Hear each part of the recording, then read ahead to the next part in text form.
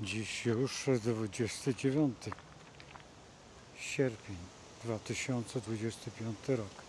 Witam Państwa, Ryszard Borowiecki, Królewska Wiedza, czyli astrologia. Tak wygląda dzisiejszy kosmogram. Pa. Mamy go.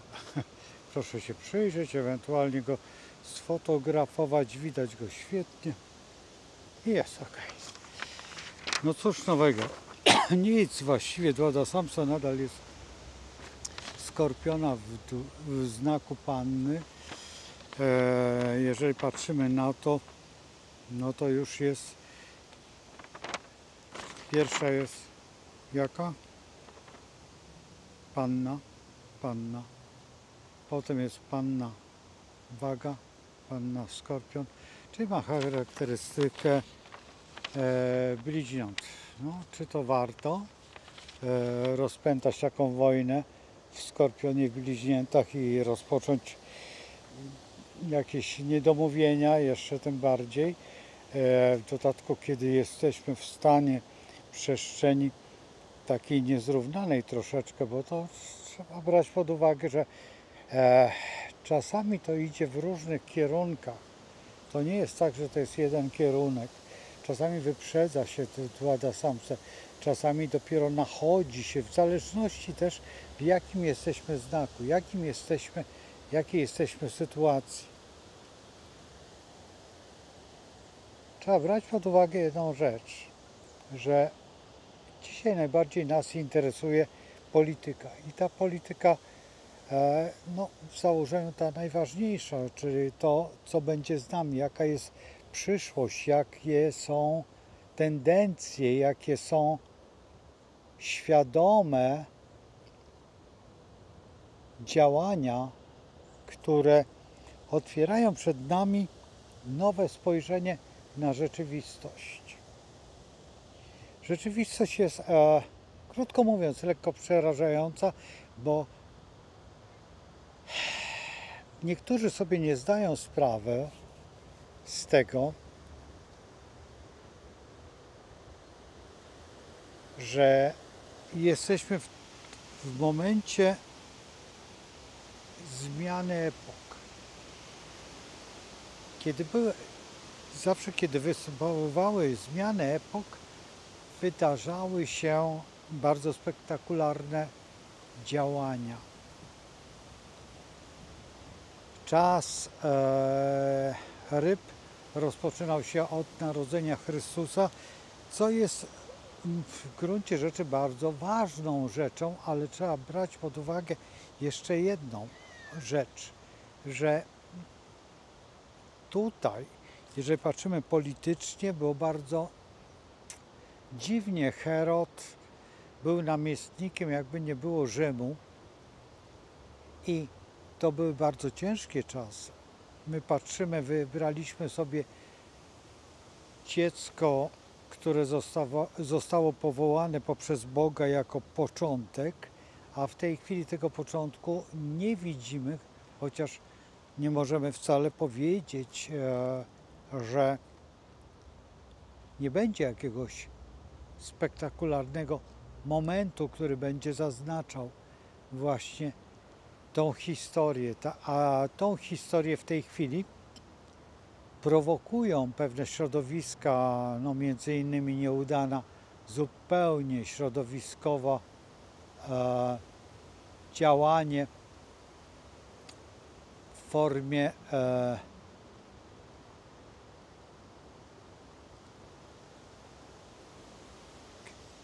tej szczepionki, a trzeba przyznać, że nie tylko szczepionka, jeszcze inne rzeczy, handel ludźmi, który się odbywa wbrew pozorom, i to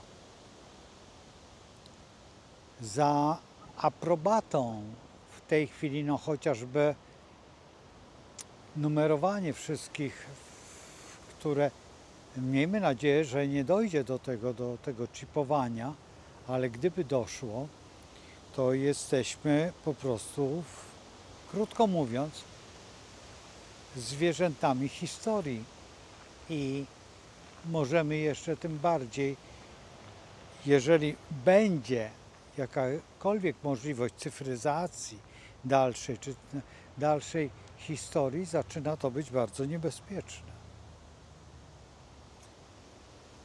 Te osoby, które oglądały te odcinki, a tych odcinków jest dosyć sporo, a właściwie cały czas mówię o tym i cały czas jestem w tej przestrzeni, którą nazywamy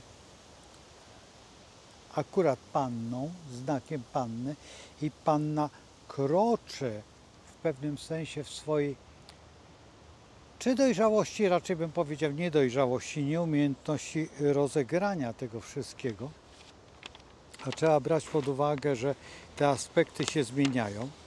W tej chwili w retrogradacji jest Saturn, Saturn pokazuje nam te historie, które były wcześniej. On nawet potrafi pociągnąć to kilkanaście razy, więc jeżeli mamy w tej chwili, przypuśćmy w założeniu bliźnięta, to byśmy musieli trzykrotnie wrócić do obiegu Saturna, czyli to jest 32, 34 lata razy 3, czy mamy gdzie te 90 parę, a właściwie 100 lat wstecz, i wtedy byśmy mogli porównać, jak to jest, i bez tego algorytmu matematycznego nie da się reprezentować astrologii, bo astrologia właśnie na tym polega, że musimy pojąć jedną rzecz, że to nie jest tak, że my wrócimy sobie raz, czy dwa, czy trzy. Musimy tą umiejętność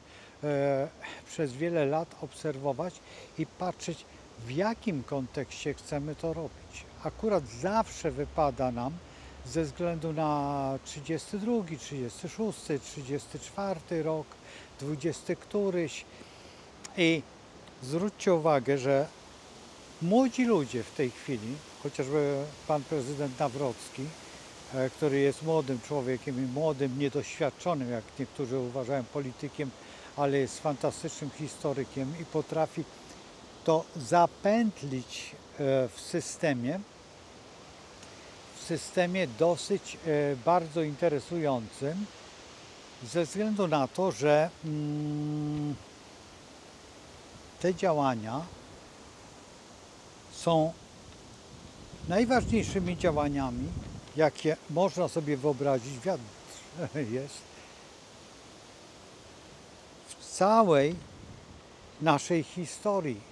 A historia nasza, tutaj jeżeli patrzymy w tej przestrzeni, sięga gdzieś około, przypuśćmy, 5000 lat.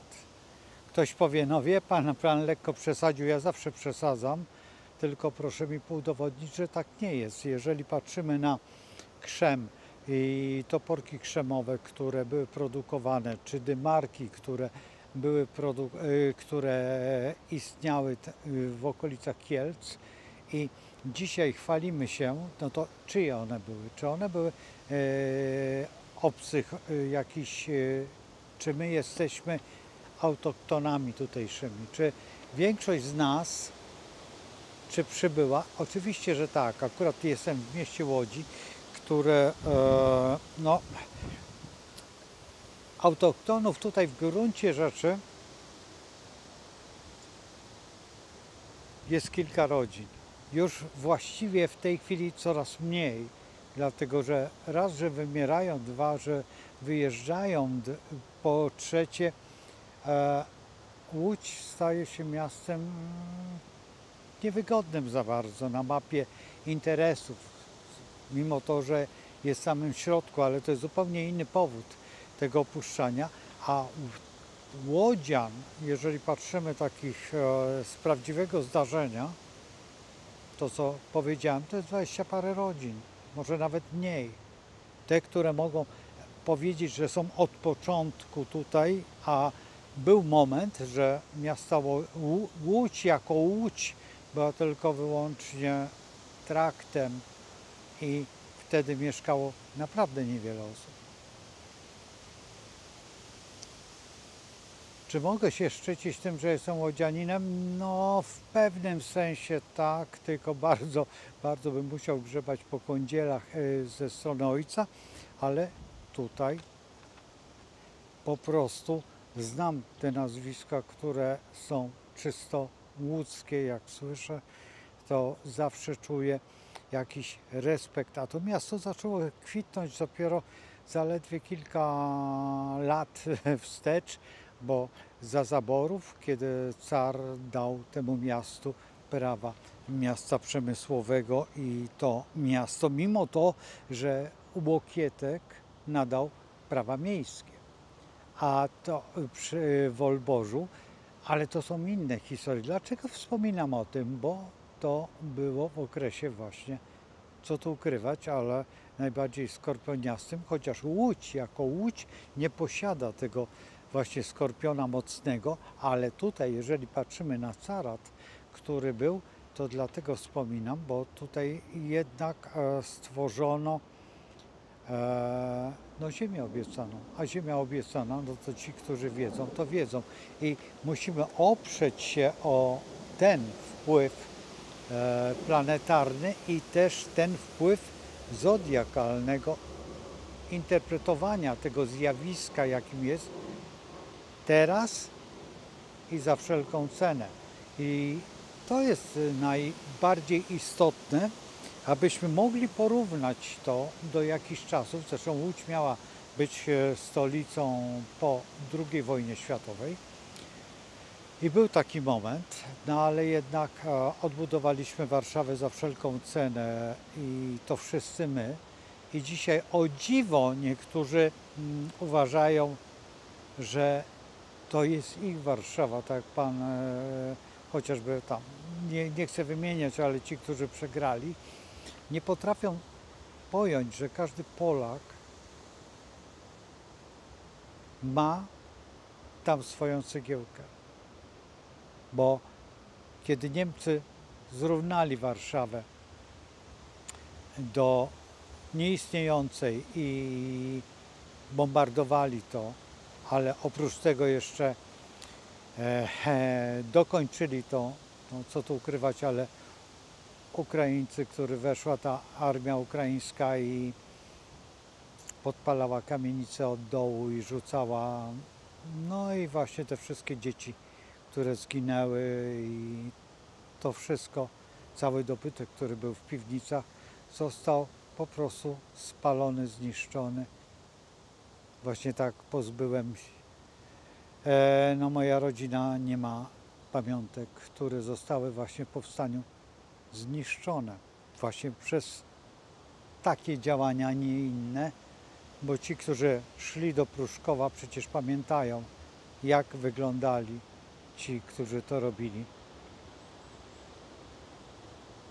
Zresztą z wyjątkową pedanterią i okrucieństwem, no trzeba przyznać, panna potrafi być, a teraz jest czas, a za parę dni dzień wybuchu II wojny światowej, której musimy sobie zdawać sprawę, że to jest tylko II wojny światowej wybuch, to jest zupełnie inny czas, a powstanie warszawskie jest jednym z najbardziej spektakularnych zjawisk w tej całej naszej historii i ta historia jest bardzo ważna, bo w gruncie rzeczy, gdyby ona nie była ważna, to nie byłaby na ustach każdego człowieka, który brał udział w tym powstaniu, a to powstanie było zwycięstwem.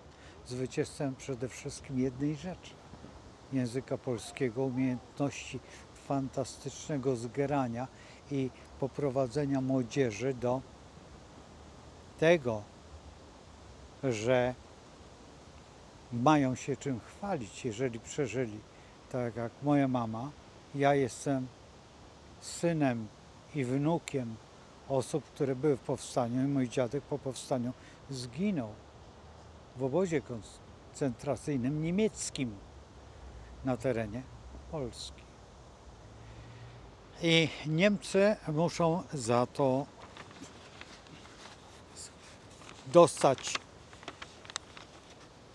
nie tyle reprymendę, co wartość, umiejętności, które są najważniejsze, czyli sprawowanie odpowiedzialności za to i zadośćuczynienie. I teraz, jeżeli ta grupa się przeciwstawia, ktokolwiek się przeciwstawia, to znaczy, że należy do tej grupy, która w ogóle nic nie wie o tym, nie ma w ogóle pojęcia, albo dostała panarza. I już w tej chwili witam, ale już nie w parku, a w pracowni i dalsze tutaj moje opowieści, a to ze względu na to, że po prostu mikrofon przestał działać, brak napięcia. Normalna rzecz, nie zauważyłem, nie zabrałem tego, co potrzeba. Moja wina i moja bardzo wielka wina. No cóż, to co mówiłem tutaj o tej odpowiedzialności naszych sąsiadów za II wojnę światową, ale właśnie jest już wieczór, bo dopiero teraz uzyskałem chwilę czasu. Ten film powstanie dopiero po 12 godzinie, gdzieś koło 1 go umieszczę. Ale co najciekawsze, że skorpion zaczyna działać w pannie i medycyna zaczyna dostawać, jak to się mówi, troszeczkę fizycznego działania. Tutaj mówię o panu ministrze, co byłem bardzo zaskoczony, że właśnie w tym momencie jest w szpitalu potraktowany przez jakiegoś pacjenta widocznie, który zdecydował się na siłową stronę. I trzeba brać to pod uwagę, że ludziom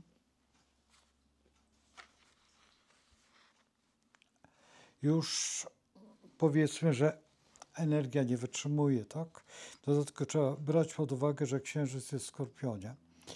To trzeba też i to pogranicze życia i śmierci staje się coraz bardziej realne, coraz bardziej bliskie temu wszystkiemu, co jest.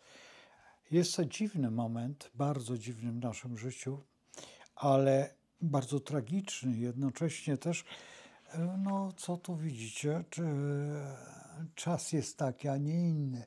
I społeczeństwo musi ulec tej, a nie innej sugestii, a najbardziej trzeba brać pod uwagę, że Jowisz, który znajduje się jednak w raku, on pobudza do tych takich czynów troszeczkę dosyć interesujących, dosyć ciekawych i trzeba brać pod uwagę, że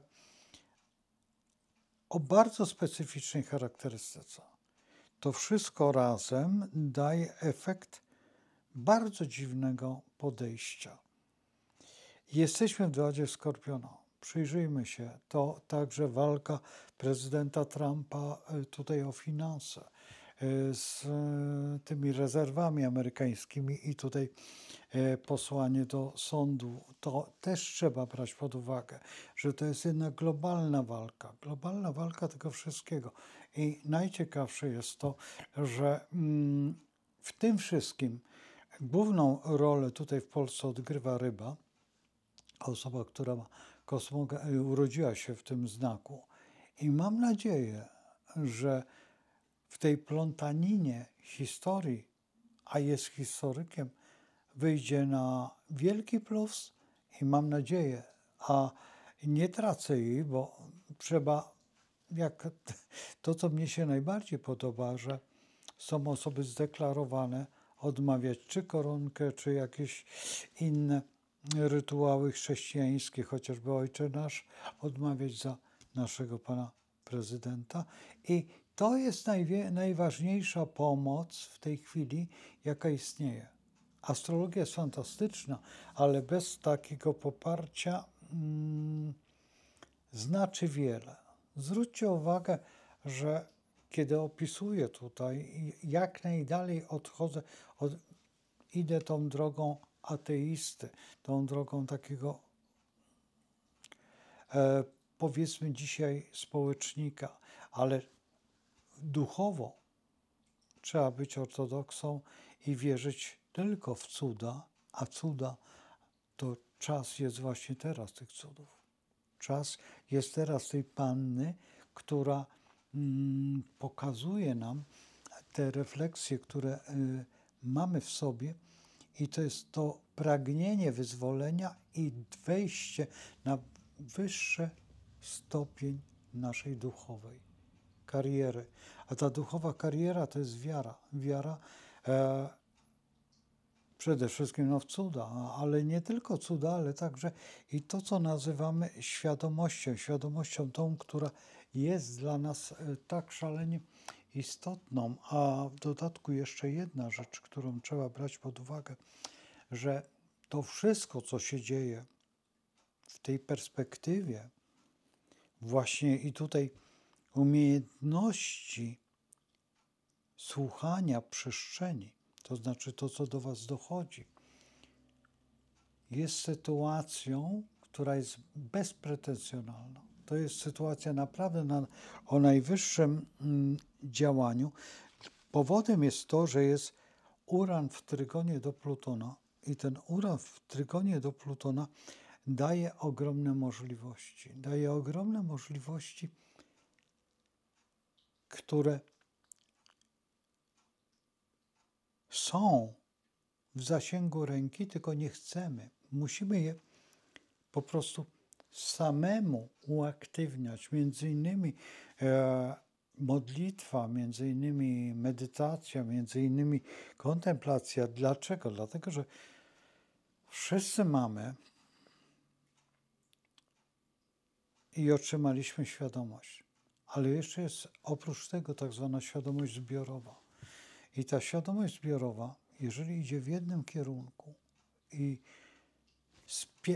to, co mówiłem, to, co robią Rosjanie, to, co robią te ludy wschodnie, że jeżeli medytujemy w grupie, ogromnej grupie, to wtedy następuje przemiana. Zresztą to też jest w chrześcijaństwie.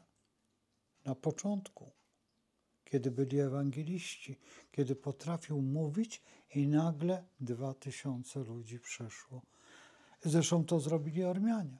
Ormianie błyskawicznie, właściwie 4 lata po śmierci Chrystusa, przyjęli chrześcijaństwo wszyscy jak jeden. I do tej pory są wierni mimo ogromnego Holokaustu, jaki ich zastał od strony Turcji.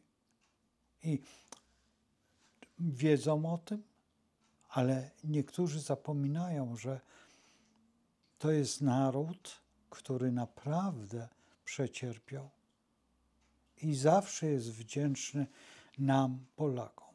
To jest najpiękniejsze. Sam otrzymywałem właśnie podziękowania, co byłem bardzo zaskoczony. A dlaczego zaskoczony? Ponieważ my jesteśmy takim narodem, że wszystkim pomagamy i dziwimy się, że ktoś jeszcze żąda więcej i wymusza na nas. Na nas można wymuszać, ale trzeba być wdzięcznym, a wdzięczność jest umiejętnością chrześcijańską. I jeżeli ktoś nie jest chrześcijaninem, tylko jest jakiegoś takiego dziwnego zachowania, a wtedy właśnie kłóci się w nim i jest to szaleństwo, które doprowadza do nierównowagi, nie do człowieczeństwa. A to, co się stało wtedy, niedawno było tam, właśnie tam na Krymie, w 2012 roku i musimy pamiętać o tym, że i tym jesteśmy też zaskakiwani czasami przez jakichś tam młodych mędrców przestrzeni przyszłości. Tylko oni nie wiedzą o jednej rzeczy, że my przetrwamy zawsze, ponieważ jesteśmy lachami. A jeżeli ktoś nie pojmuje, co to jest laska, a co to jest lach trzymający laskę, to nie pojął jednej rzeczy, że tam daleko jest nunchaku, a tutaj jest po prostu zwykły cep. I ten cep jest w użyciu właściwie każdego lacha fantastycznym narzędziem. I właśnie dlatego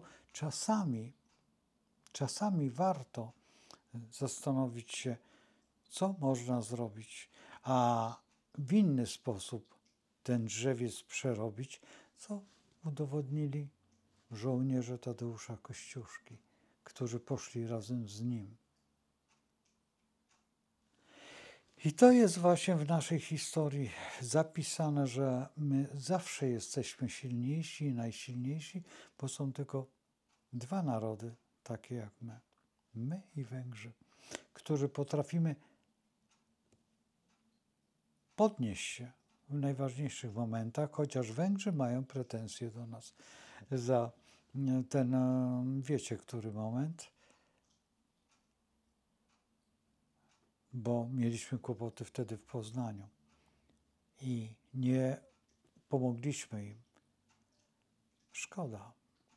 No ale takie są, ale oni zawsze nam wybaczą, a my im cały czas wybaczamy ich. No co tu ukrywać? Każdy Węgier i każdy Polak to bracia. Lędziel, nie będę już mówił jak dalej jest, bo przecież wiecie. I to jest najpiękniejsze. To jest właśnie ten moment tego wzruszenia, ruszenia tego wszystkiego. I jestem zaskoczony przestrzenią, że przestrzeń odpowiada właśnie na nasze pytania, na nasze dłady, na nasze spojrzenia. Że tutaj nagle ktoś zupełnie nie wytrzymuje, bo przestrzeń go zmusza do jakiegoś ataku i za tamte działania podczas właśnie wtedy, gdzie teraz dopiero ujawniają się papiery, że to był eksperyment tylko. Eksperyment, który jeszcze jest nie rozliczony, ale trzeba brać jedną rzecz najbardziej pod uwagę. Trzeba rozliczyć te osoby, które tak bardzo wspierały i udowadniały, i to jest najciekawsze, że udowadniały, nie mając argumentów i nie mając żadnej wiedzy, bo argumentując cokolwiek, kiedy ja stawałem właśnie po tej stronie, gdzie miałem argumenty i tłumaczyłem, jak zachowuje się dane działanie. A dlaczego? Wystarczyło wejść w Wikipedię, czy w encyklopedię, czy też jakąkolwiek książkę medyczną i sprawdzić technologię pewnych działań, a już najbardziej farmakologię i nauczyć się po prostu czytać ze zrozumieniem, a już nie rozumie tego, że niektórzy, którzy są pedagogami i właśnie tego uczą, zdeformowali się, czy uwierzyli mediom, a właściwie, krótko mówiąc, co ich pokierowało? Mamona? Tylko. I dlatego trzeba to rozliczyć. Dlatego, że nie będziemy mogli liczyć w przyszłości na nich. I ich trzeba pozbawić, tak jak oni pozbawili niektórych lekarzy. Pracy w tej dziedzinie, w której przysięgali. I trzeba wrócić do przysięgi i trzeba wrócić do tego, że ci ludzie mają pełne zaufanie. Tak jak dzisiaj nie ma, to co tu przykro, ale powiedzieć policja, jedynie tylko zaufanie społeczne ma Straż Pożarna, która jeszcze się nie zhańbiła żadnym paskudztwem, lecz za każdym razem nadstawia swoje życie, ratując kogoś z płomieni i zabezpiecza to. Ale ci, którzy tutaj potrafili, jedni i drudzy, ta służba medyczna zgłupiała do reszty. I tego nie pojmuję, że ucząc się, kiedy ja jestem, powiedzmy, że laikiem medycznym, a jednak mam te jeszcze książki, z których oni się uczyli, ja się też nimi posługiwałem i potrafię ze zrozumieniem przeczytać działanie. I niektórzy pokazywali te strony. I dlaczego? Ktoś przekręca historię? Dlaczego ktoś miesza i zawraca Wisłę kijem? I dlatego Wisła ma być tym punktem, gdzie od tego zaczniemy działać? Nie, musimy od Bugu albo od Odry. To jest najważniejsze. Są dla nas dwa znaczniki. I nie ma gadania, czy po tej stronie. Musimy pilnować naszych granic jak oka w głowie, bo jest to dla nas najbardziej istotne. Chociaż to nam tylko pozostało, bo przecież ta zmiana mapy była, dostaliśmy te ziemie odzyskane, one i tak by wróciły i wrócą dalej i dalsze ziemie też będą powracać do nas, jeżeli tylko zdeklarują się, że są spod Lachów, wywodzą się ich plemiona, no to, bo Lachów trzeba przyjąć, a inne sumienia raczej nie, bo czy posiadają? Czy posiadają coś takiego jak dekalog sprawiedliwości? Czy potrafią się rozliczyć z tego, co zrobiły w swojej historii? Bo my walczyliśmy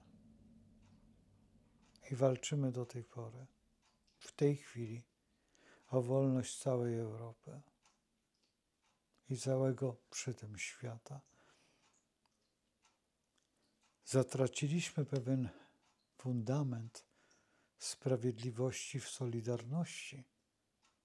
Nie umieliśmy tego pociągnąć przez takiego człowieka jak Kuroń, jak Gieremek, jak potem cała tutaj historia i uwierzyliśmy w ten nowy pejzaż. A ten nowy pejzaż stał się tym, co jest teraz. Ale to było zapisane, to było rozpisane, dlatego też kołkiem stoi osikowym człowiek tam za oceanem, który walczy z całą grupą wspaniałych bohaterów o to, żebyśmy my nie dali się wpisać w grupę wampirów demokracji. Bo to jest wampirzyzm. Wampirzyzm i to najgorszej formy. Trzymajcie się, słuchajcie, przepraszam za to podzielenie tego filmu, ale nie chcę go przedłużać, bo chciałbym, żeby jeszcze wyszedł, żebyście mogli go obejrzeć. A to tylko dlatego, że no cóż, w kapeluszu i w fotelu. Końcówka. I może z fotela będziemy teraz dalsze odcinki prażyć czy gaworzyć, tak jak kiedyś. Zobaczymy, co będzie, jak przyniesie. Dni są trudne i bardzo waleczne w naszej psychice. Ale najważniejsze jest to, że są bohaterowie, a my musimy ich wspomagać i oklaskiwać szansą. No cóż, trzymajcie się. Z Bogiem.